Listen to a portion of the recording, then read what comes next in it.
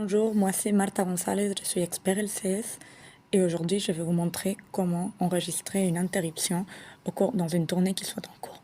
Donc pour enregistrer cette interruption, il faut venir tout en haut sur modifier la tournée et ensuite on vient en bas pour ajouter un événement.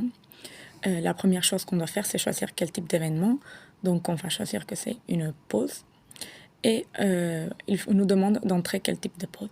Donc sur le menu déroulant, on a plusieurs types de pauses. Donc les standards qui apparaissent dans la plupart des tournées, c'est les découchés extérieurs et les repas.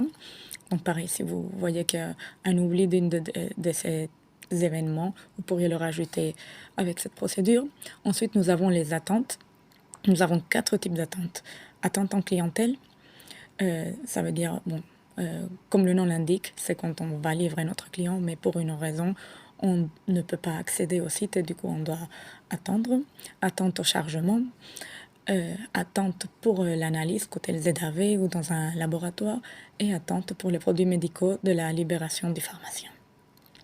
Donc ça, ce seraient les 4 types d'attentes disponibles.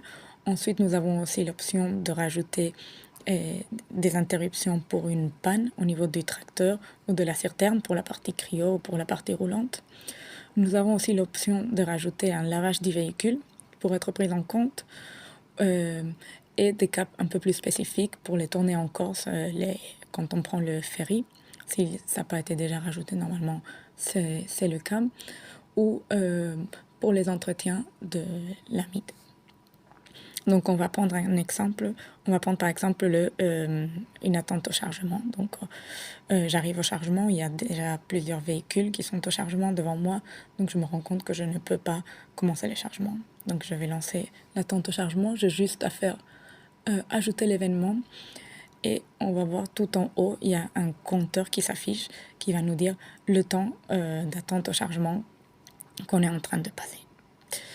Donc, ici, on n'a plus rien à faire. Juste, on retournerait sur notre tournée et on peut voir qu'il y a un événement en cours qui s'appelle pause, attente au chargement.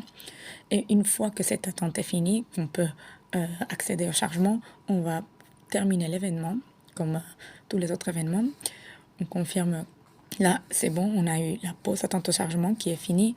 La durée qui est aussi indiquée ici, c'est 0 minutes parce qu'on a... ça a été une explication rapide. Et une fois fini cet événement, on peut continuer sur notre tournée.